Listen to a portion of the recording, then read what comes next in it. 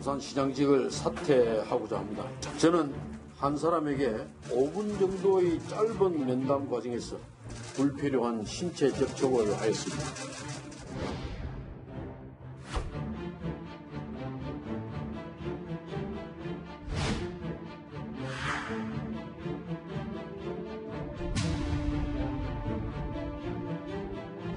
현재는 들어줬고요. 그 이후에 들어오실지. 남아있는 이제 정보를 알면 자동 인식되는 대상자는 13분입니다.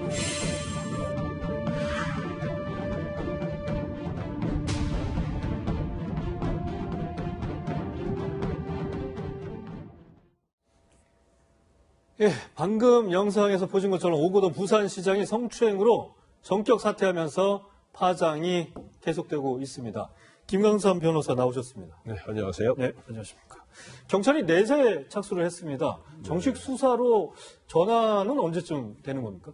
근데 뭐 내세를 착수를 했고요. 일단 오거돈 시장의 사퇴 기자회견을 보면 오거돈 시장이 거의 범죄 혐의를 인정하는 것처럼 보여요. 그렇지만 그 내용에는 이제 구체적인 게 나와 있지 않기 때문에 검찰에서 수사를 하려면 이제 좀 더 철저하게 해야 한다고 보고요.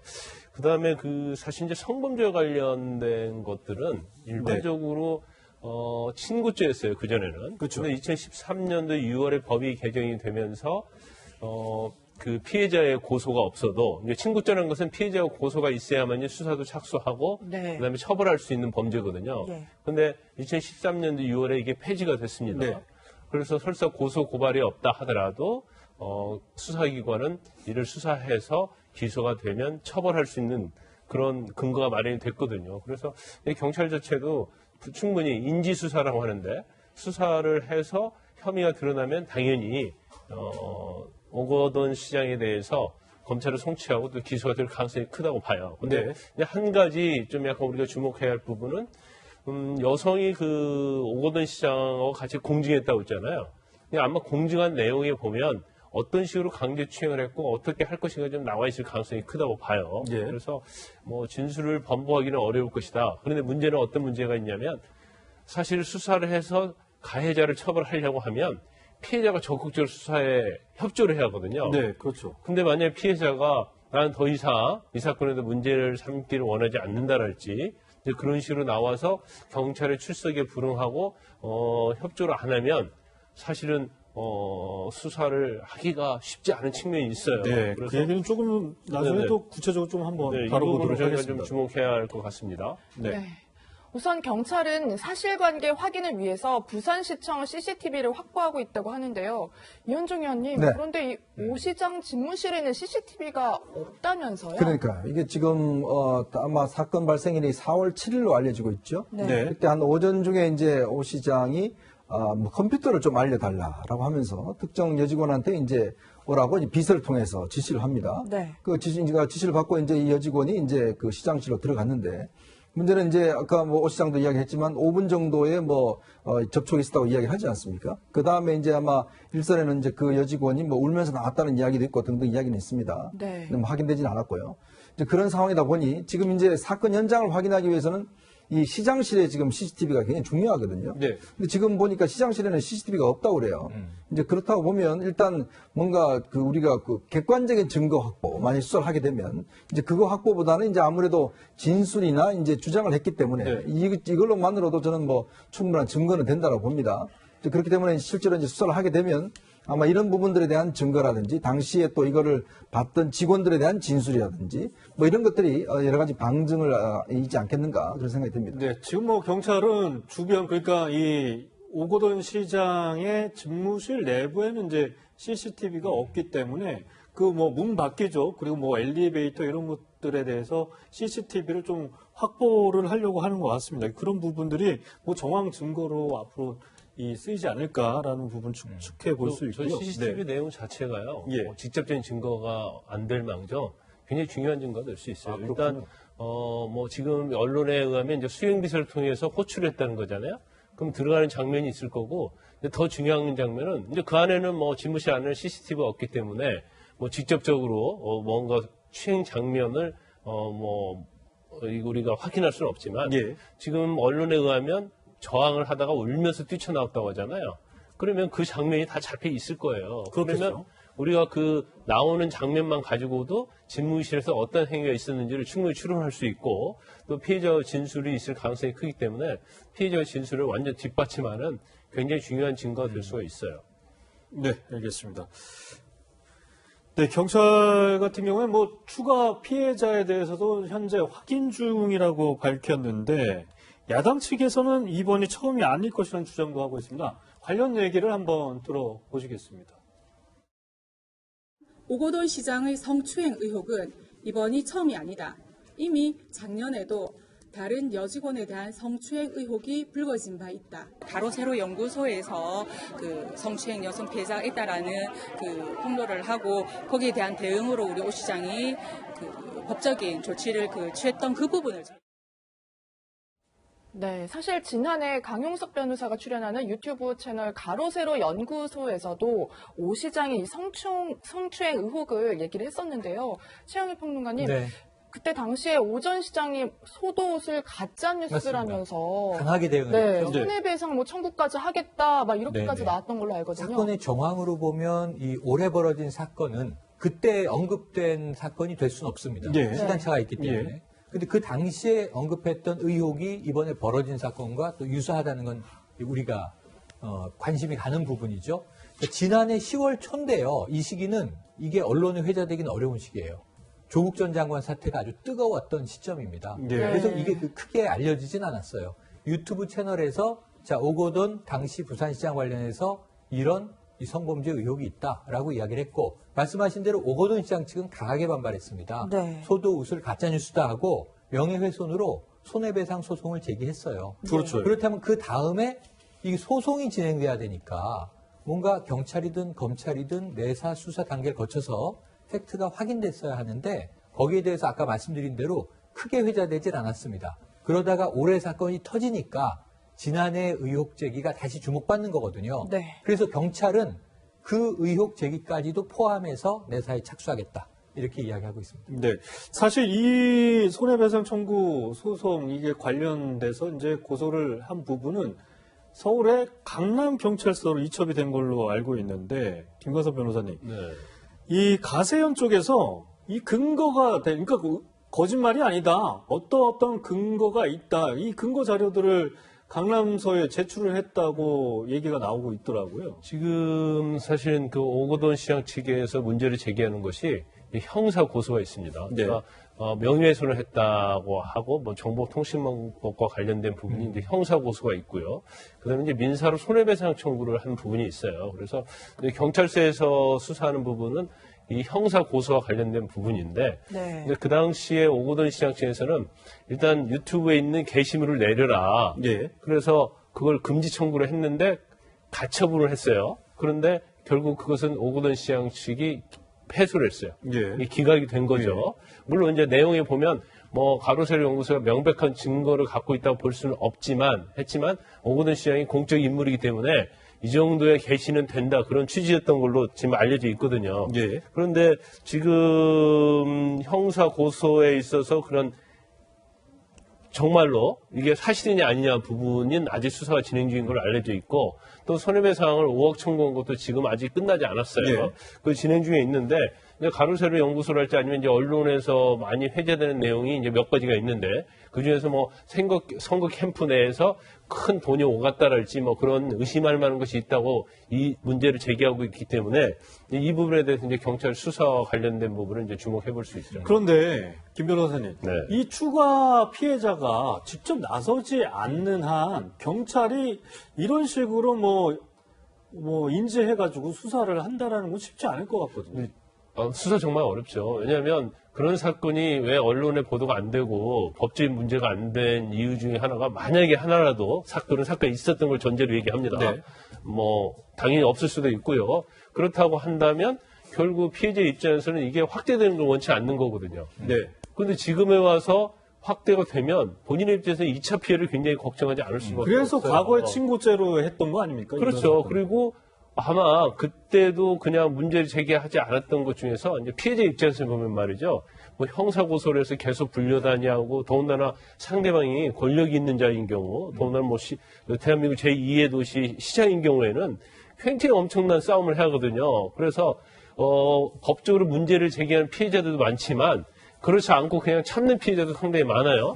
그런데 그때 본인이 굉장히 정말 많은 스트레스와 트라우마로 인해서 참았는데 이제 와서 다시 이걸 경찰이 수사한다고 해서 협조를 하고 그래서 오거돈 시장이 뭐 처벌받는다 하더라도 본인 입장에서 굉장히 그렇죠. 두려울 수밖에 없어요. 예. 그러면 피해자 입장에서는 나는 이제 정말 그런 생각 더 하기도 싫고 더 피해를 받기 싫다. 그래서 경찰에 대한 수사에 응할 수 없다 하면 사실은 밝혀내기는 굉장히 어려울 수 있는 거죠. 네. 여기서 오거돈 전 시장의 사퇴문 얘기를 좀 해볼까 하는데요. 오늘 동아일보 신문에서도 보도가 됐지만 피해 여성 측에 보여준 초안과 달랐다. 이런 얘기가 있었어요, 이현정 네. 의원님. 그러니까 지금 오거돈 시장이 마지막 그 기자회견 좀 전에 보셨지 않습니까? 근데 저는 그 내용도 상당히 문제가 있어요. 왜냐하면 뭐 5분 동안의 짧은 시간이라든지 뭐 경중이라든지 뭐 이런 이야기를 썼거든요. 예. 근데 지금 이제 피해자 측에서 공주 제기한 게 뭐냐면 사실 이번에 오거돈 시장이 이제 이 사태가 터지면서 피해자 측하고 이제 이 변호사 사무실 가서 공증을 했다는 거 아니겠습니까? 네. 그러니까 물론 공증 내용이 뭔지는 모르겠어요. 그러니까 언제까지 사퇴한다 뭐 이런 내용인 것 같은데 예. 아마 사퇴문 같은 경우도 이제 이게 사전에 어떤 면에서 보면 좀 협의가 된 것 같아요. 네. 근데 그 내용에 보면 특히 이제 2차 피해에 대한 이제 그 어떤 여러 가지 예방 조치라든지 또 가해자에 대한 이제 엄중 대처라든지 그러니까 이런 식의 또 부산시가 앞으로 이제 어떻게 성폭력 대책을 마련한다든지 이런 식의 내용들이 있었는데 그 내용들은 다 빠져버렸다는 거죠. 이제 그러면서 실제로 보면 뭐 그때서야 깨달았다라든지 또 뭐 5분 동안의 뭐 짧은 시간 그다음에 경중 뭐 이런 등등을 쓰면서 사실 별거 아닌 듯한 그런 느낌으로 하게끔 이제 오거돈 시장의 그 회견문 나오거든요. 그러니까 특히 피해자 측에서는 그 회견문을 보고 더 이제 어떤 면에서 화가 났다는 겁니다. 특히 합의한 내용대로 하지 않았을 뿐더러 그 내용 자체도 보면 여전히 어떤 자신의 한 행위에 대해서 인식하고 있지 못하지 않는가 이제 그런 지적들이 나오고 있습니다. 네. 이현정 의원께서도 방금 뭐 말씀을 하셨지만 저도 기자회견을 이제 실시간으로 바로 봤거든요. 그런데 뭐 한 사람에게 5분 정도 짧은 면담 과정에서 불필요한 신체 접촉이 있어. 강제추행이 또 될 수 있음을 깨달았다? 뭐 이 문구하고요. 또 하나, 경중을 떠나. 분명히 자기가 잘못했다고 인정을 했는데 경중을 떠나.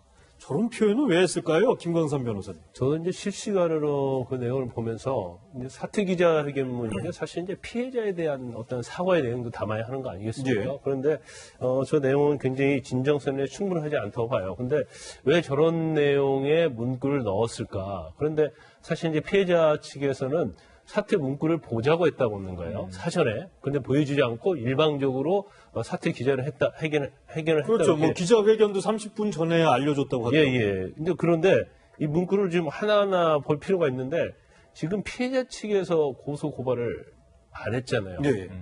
그러니까 이 사건이 그냥 사퇴로서 묻힐 수도 있단 말이에요. 고소를 안 하게 되면. 그렇죠. 그러면 추후에 자신의 입지를 생각한 것이 아닌가 싶어요. 첫 번째는. 그러냐면 이 내용을 전체적으로 보면 불필요한 신체 접촉은 있는데 그냥 그 취지만 보면 5분 정도 짧은 면담 과정이었단 말이에요. 근데 여기서 면담 과정도 사실은 컴퓨터를 배우기 쉽다고 해서 호출을 했다고 하는데 이게 면담이 아니잖아요. 네. 그러니까 자기는 시장으로서 정당한 면담 절차를 진행을 한 것이고 5분간의 짧은 면담이라고 한 얘기 자체는 면담이 있었는데 5분 동안에 내가 뭐 추행을 한다고도 뭐 그 시간 안에 뭘 할 수 있겠느냐. 그런 문구에 어떤 뉘앙스가 있는 거고 불필요한 신체 접촉도 이것도 내가 성범죄나 강제추행이 아니고 그 과정에서 어떤 경미한 것이 있었다. 그런 뉘앙스를 풍기면서 이 굉장히 문구가 완벽해요. 근데 마지막 문구는 경중을 떠나. 이 말은 아주 경했다는 얘기잖아요. 가볍다는 걸 암시하는 거거든요. 그래서 추후에 어떤 문제가 됐을 때 별거 아니었다는 그런 자신의 입지, 자신의 이미지, 이제 그걸 하나를 목적으로 두었을 가능성이 크고, 두 번째는 수사가 들어갔을 경우를 좀 대비하지 않았나. 그러면 이 내용만 가지고 피해자가 법적으로 문제를 제기하지 아니하면 결과적으로 보면 경찰이 수사를 한다 하더라도 자기가 빠져나갈 수 있는 그런 여지가 있지 않나. 그래서 이 짧은 문구지만 이 안에는 엄청난 생각과 전략과 그런 것들이 좀 숨어 있지 않나 싶습니다. 네. 만약에 오 시장의 김 변호사님이 변호인을 맡게 됐다면 이런 식으로 조언을 했을까요? 아니 이런 조언 자체는 피해자가 향후에 있어서 문제를 제기하지 아니할 경우에는 이런 조언을 할 수 있겠죠. 네. 그렇지만 피해자가 추후에 법적인 문제를 제기하면 이 문구는 안 필요가 없는 거고 제가 한 가지만 딱 말씀드릴게요. 네. 아까 우리 이현주 의원께서 말씀드렸는데 지금 우리가 아까 피해자와 약소인 사퇴한 초안이 있잖아요. 네. 그걸 보면 2차 피해 예방 굉장히 당연한 것들인데 저는 이 문구를 보고 그런 생각을 했어요. 아니 어차피 사퇴를 하는데 왜 부산시 차원의 성폭력 대책 마련이랄지 성폭력 예방을 위한 전담기구 설립 이건 사실 사퇴하면 할 수 없는 거잖아요. 그렇죠. 그런데 이 문구를 아마 제가 볼 때는 사퇴 시점을 어느 정도 마지노선을 정하고 그 이전에 이런 대책과 이런 것들을 완전하게 제도화하고 사퇴를 해라. 그렇게 아마 피해자 측이나 부산 성폭력 상담소에서는 요구했을 가능성이 큰데. 그래서 4월 말까지 이렇게 시한을 줬다. 그렇죠. 이렇게 볼 수도 있는 그런데 지금 나오는 얘기는 아마 이렇게 요구했음에도 불구하고 이런 거에 대한 제도적인 것을 하나도 마련하지 않고 그냥 갑자기 사퇴를 한 거에 대한 피해자 입장에서는 굉장한 어떻게 보면 분노랄지 불만이 있을 수 있다고 봅니다. 네. 네. 야당에선 총선 이후 사퇴한 걸 문제 삼으면서 오 시장의 측근들이 범행 이후 피해자를 회유하려 했다는 의혹을 제기했는데요. 당사자 측에선 회유나 협박이 없었다고 하고 있습니다. 이 피해자 측 입장을 대변하고 있는 부산 성폭력 상담소의 얘기를 한번 들어보시죠. 피해자가 정치적 계산이 좀 될까봐 걱정을 해서 오히려 사퇴 시기는 4월 말로 정했던 부분이 있습니다. 4월 말로 했으면 좋겠다라고 의견을 말씀을 하셨고 거기서 받아들여진 거죠. 계속 그런 부분이 오보가 나는 것 같은데. 네. 피해자 측은 아니라는 입장인데요. 왜 4월 말로 합의를 하고 공증까지 받았을까 이런 의문점이 계속 남는 것 같아요. 네네, 남습니다. 왜냐하면 이제 이 성범죄의 특성상 좀 즉각적인 조사가 필요한 대목이 있죠. 그렇죠. 그건 2차 피해를 막기 위해서. 시간이 흐르면 이제 여성 피해자 입장에서 불리해질 수 있는 대목들이 있습니다. 네. 그리고 우리가 간혹 이런 일이 터지는데요. 왜 이런 사건이 벌어졌을 때 즉각 그러면은 고소나 신고를 하지 않고 늦게 했느냐? 하지만 여성의 사정은 제각각 다를 수 있습니다. 그러니까 지금 저는 부산 성폭력 상담소의 이야기가 일리가 있다고 봐요. 아마 피해 여성 입장에서는 총선 전에 이게 터졌다면 여야 정치권이 격돌하는 상황이기 때문에 상당히 이게 회자가 되면서 민주당의 표를 얼마나 떨어뜨렸을지 모르지만 이 여성의 2차 피해가 훨씬 커졌을 수는 있죠. 네, 그러네요. 그래서 정치적 계산을 한 것이다라고 야당은 또 이제 공세를 펴지만 오히려 정치적 계산을 피해가기 위한 노력이었을 수도 있다. 근데 이게 피해자가 전적으로 결정한 거면 그 다른 문제는 없는데 문제는 이런 것들이 남죠. 혹시 이제 민주당의 지도부가 알고 있지 않았을까? 그런데 거기에 대해서는 선을 긋고 있습니다. 아까 이야기된 게 정치적인 회유나 압박 없었다. 이게 입장이고요. 피해자 입장이고요. 또 이제 오거돈 이제 전 시장 입장에서는 자, 이 4월 말이라는 시점은 피해 여성 쪽에서 잡은 시간이다라고 한다면 문제가 없을 것이고 그게 아닌 이제 정치권의 개입이 나온다면 굉장히 이 사안은 시끄러워질 수 있어서 지금 저는 일단 피해자의 입장을 믿고 싶은 입장이지만 또 다른 정황이 나올 것인가 여기도 많이 주목이 되고 있는 것도 현실입니다. 네. 사실 오거돈 시장이 한 번 더 얘기를 분명하게 해주면 좋을 텐데요. 맞습니다. 이 사태 후에 행방이 참 묘연하다고 합니다.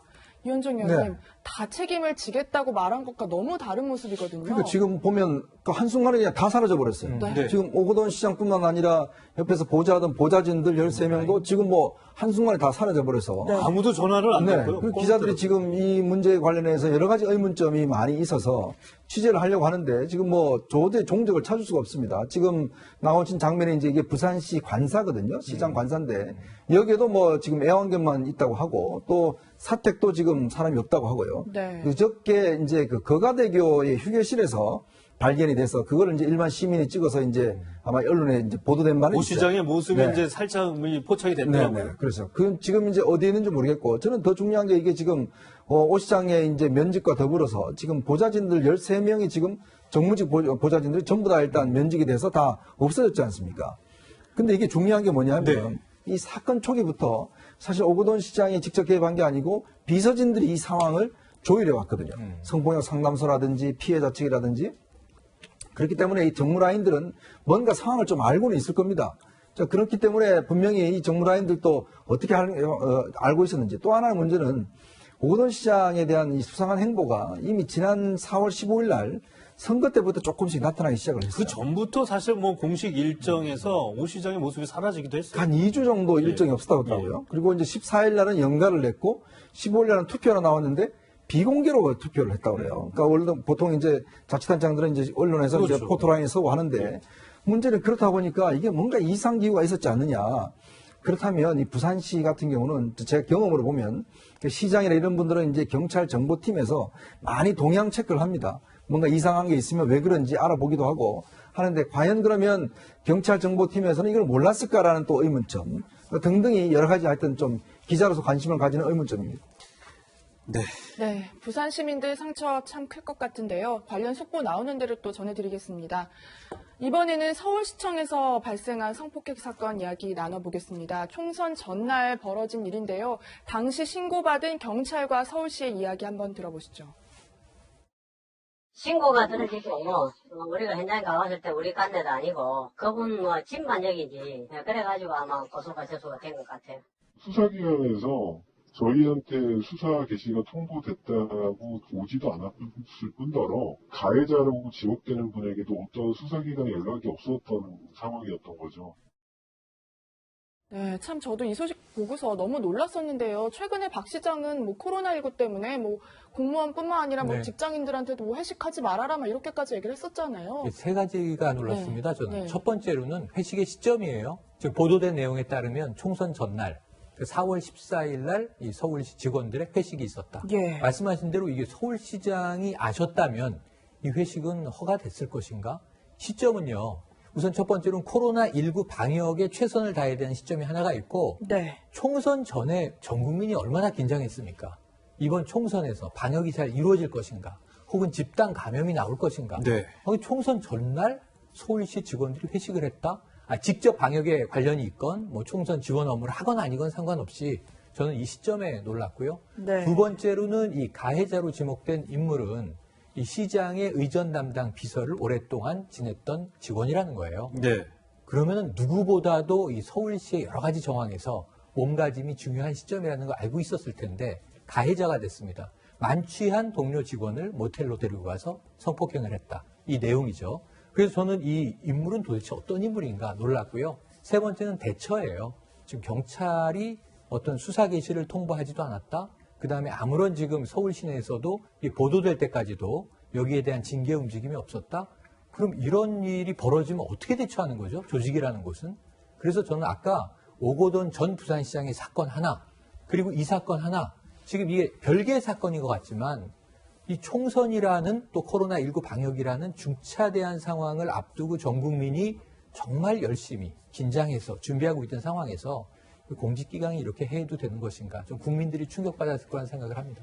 네, 여러모로 뭐 부산, 서울 이어서 뭐 이런 사건들이 벌어지고 있는데 저는 저희 뭐 채널A가 뭐 취재한 결과 이현정 위원님 보면 서울시의 안일한 대처 그리고 그러면서 2차 피해가 좀 확산되는 부분이 있었어요. 그렇죠. 이게 서울시에서 처음 이 사건을 알게 된 게 일명 지라시가 돌면서 그거를 사실 확인을 해서 가해 남성을 불러서 조사까지 했다고 하더라고요. 네.